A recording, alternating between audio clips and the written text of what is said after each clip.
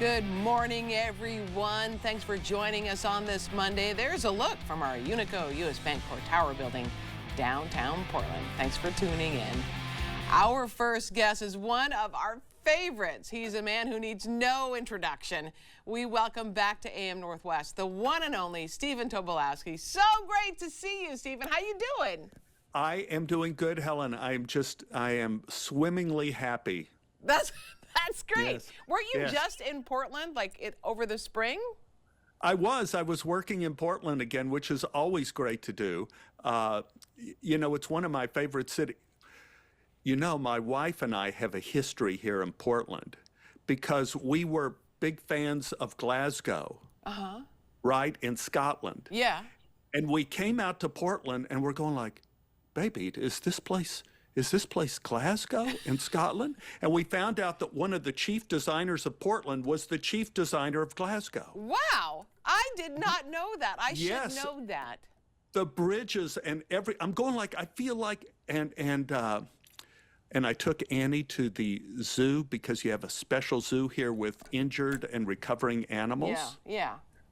Oh, it was, and we went to the Rose Garden and we just had the most wonderful time. And on the movie I was doing here, one of the guys who was working on the movie was Robert Colesberry, who was just working with me on Mississippi Burning. So I thought, oh my God, it's like, I feel like it's always a family when I come to Portland. Wow. And weren't you also doing like a commercial with David Koechner and Jack Quaid? Am I wrong? Am I wrong? Well, no, but I don't know if we were doing I guess you would call it a series of commercials. That's what they do now. And there we are. And so it's on the internet. This commercial exists on the internet. Now, Koechner plays an idiot, and I play another idiot, and Jack Quaid plays the cool guy who knows everything. So it's like the old IBM versus PC commercials, right? Except Koechner and I are the morons who are the old folks, and Jack Quaid is the genius who knows everything. And let me tell you something about Jack Quaid. Now, Jack Quaid is Dennis's son, and Jack Quaid is a genius. Oh. I take my hat off to that lad. He had all the tech talk. When you do a commercial like for computer systems, you have to do the tech talk, like we're at 2848 BBBD ZBD with a connection to a sound, and I'm going like, I can't even read the cue cards when they have that stuff up. But Quaid could manage it beautifully. That's awesome. Splendid guy. Now, didn't you also? Oh, sorry. Go ahead with Koechner. No. I'm just saying, and it's for this amazing thing, Ubiquity. The product is Ubiquity, which is an amazing thing, which is more advanced in terms of than PC or Apple or any of that stuff. Yeah, it's amazing. Okay. Now let's talk about Freakier Friday. You just finished rolling on that, right? Didn't you finish your part? Tell me about that. I did finish my part on Freakier Friday. What happens is, the agent and the manager call you up. When they call you together, the agent and manager, that means it's a big deal. Oh. So they go, Stephen, they want you to recap your part from Freaky Friday in, I think it was just called Freaky Friday Part 2 Aftermath. That's what it was originally called. And I go, well, yeah, because I had such a great time with Lindsay. Not only did we shoot Freaky Friday together, but right after that movie, Lindsay was going to New Orleans to do a movie called Lucky Lady or Lady Luck. I think they kept changing the names. And she requested me to play opposite her in that movie too. So right after Freaky Friday, I went down to work with Lindsay in Lady Luck, and I just adore her so much. And so I couldn't wait to see her again in doing Freaky Friday, and Freakier Friday, Freaky Friday Part 2, and I did not see her once. What? Not once. I didn't see her or Jamie Lee Curtis. No. I saw they had me, because my part in this, I am still playing Elton Bates, the mean, cruel, sadistic teacher of Lindsay Lohan in school, and I am still. I did not retire Apparently, I did not retire. And I didn't take those rich things from the teachers union. I am still teaching. You're still working. I'm still in the, when kids get into trouble, I'm still there. In detention. In detention hall. Yeah. And so I get the new batch of kids. So I had Julia Butters and Sophia Hammonds this time, and they're playing Lindsay and Jamie Lee in Other Bodies and all this. So I had a whole nother bunch of kids. And that's cute. It was like amazing. It was enormously hot. We were shooting somewhere on the coast of California. It was a 1-hour drive. And it was very hot, and we were literally under the bleachers, like for shade. Yeah. And there's several nasty scenes there. Our director, I loved our director. Nisha Ganatra was our director on this, and Nisha always liked to throw a kind of weird thing into the mix in whatever scene we were doing.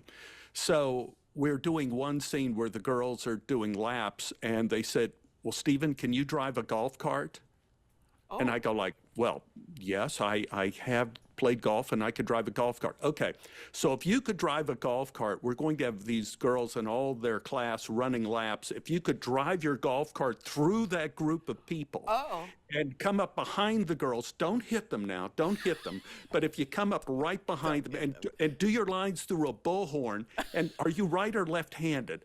Because we want you to, so they have the camera on a truck in front of all these girls running. So they have 30 girls running, and I'm supposed to weave through all the girls running, end up without hitting anyone. Yeah. And because they weren't getting the salaries that the real girls were getting, they were just extras. You get hit on extras. Oh, no. Wait a second. Now, speaking of hot, because you were just talking about the heat, weren't you just in Texas for your sister's birthday? Yes. And I was how in Texas. hot was it there?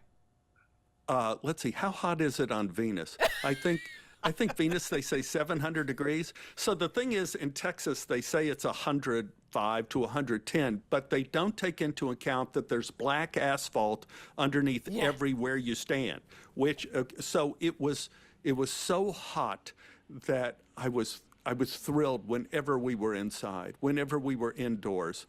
And I don't know what it was, but I've gone past the fame register. Like maybe it's because I'm bald and I have glasses, so people recognize me everywhere. So I had to explain to my brother and sister that I'm way too famous now for Texas. And so we would go, and my brother's like, yeah, sure. So we go eat Mexican food at one of our favorite places to eat Mexican food there, and the head of the restaurant goes, oh, could we have our picture with you? Yeah, and then we order, and then the waiter comes, oh, can we have our picture with you? And then from all over the restaurant, the waiters line up and they, can we have our picture with you? And my brother and sister-in-law are like, oh, this is really boring. Okay, now you just mentioned your grandkids, Dior and Ember. How wonderful are they? Are you a good audience for them? I'm a good audience. So we had Ember for 3 days in a row because we gave my son and daughter-in-law a vacation. Nice. So and Ember, we just let her run wild in the neighborhood.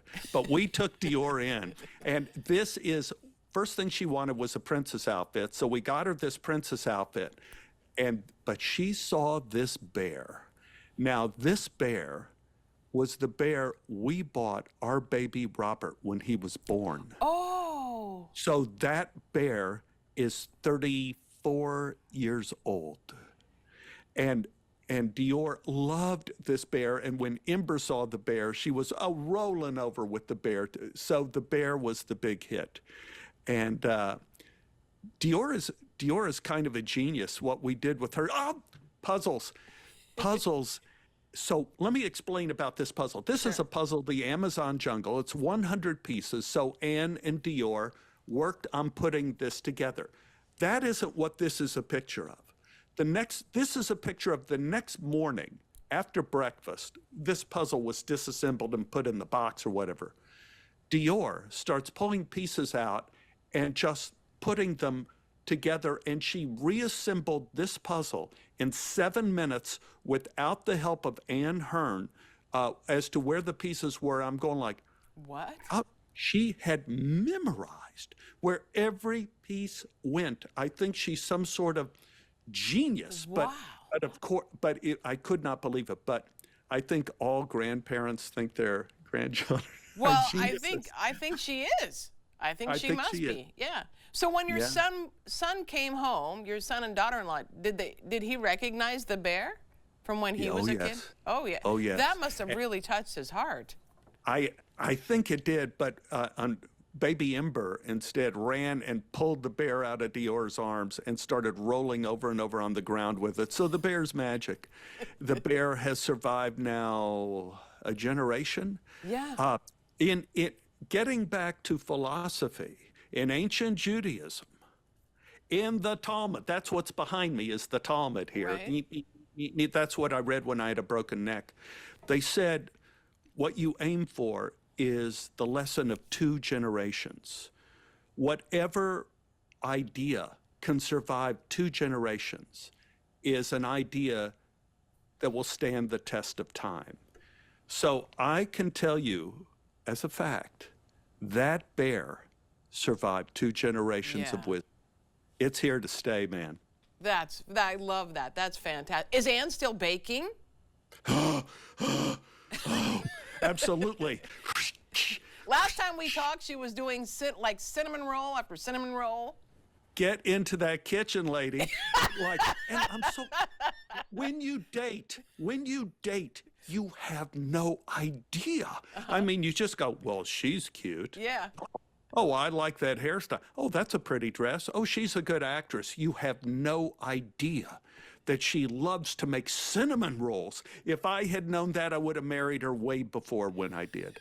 And she is cinnamon rolls. Now, what's happening where what I can smell now, but you have no idea what's happening, is she's doing her 2-day lasagna. Oh, wow. She is cooking the sauce in the other room now, and I am just going like, oh, yeah, Papa is going to be happy tomorrow. You're the only person I know who lost weight during COVID, eating pasta, eating bread, all of that. Like how, and Ann is little.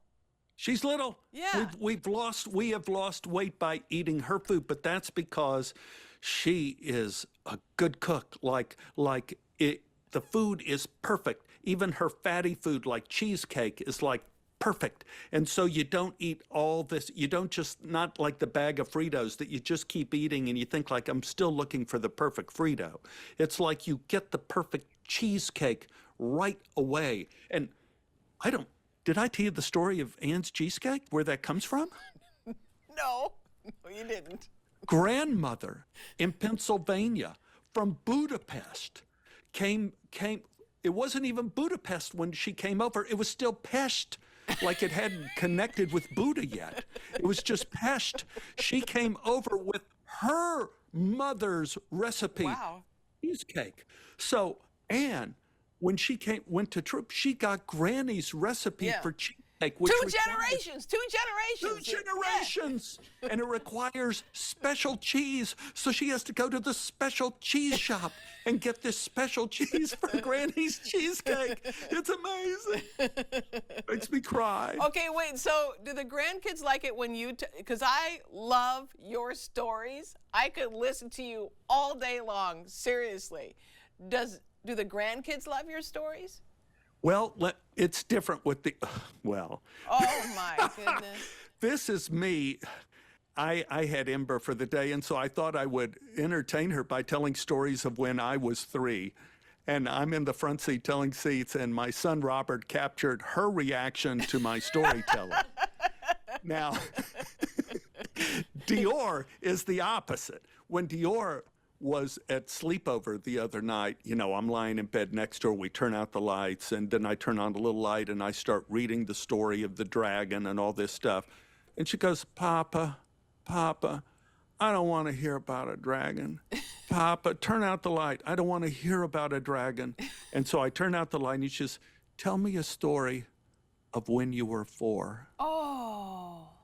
So I go like, okay, because that's me specialty. And you see the effect it had on Lady Ember. So I love it. Oh my gosh. Stephen, you're the best. Apparently we've run out of time. I can't thank you enough for chatting with me. You're just awesome. As I said, I could listen to you all day. Thank you so much. My pleasure. And love to Portland. All right. We're sending love right back. We'll be right back with more AM Northwest. Don't go away.